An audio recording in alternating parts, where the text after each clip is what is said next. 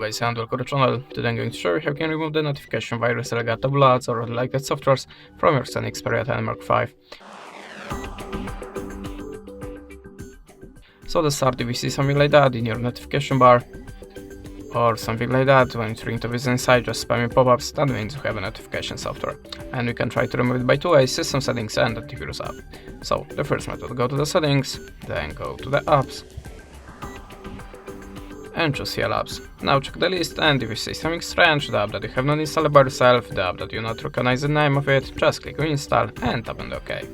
In the second step, go back to the app list and look for your web browser. Now tap on the storage and cache and choose manage space. Tap on the clear all data and configure it on the pop-up. After that, your web browser should be free from notification software.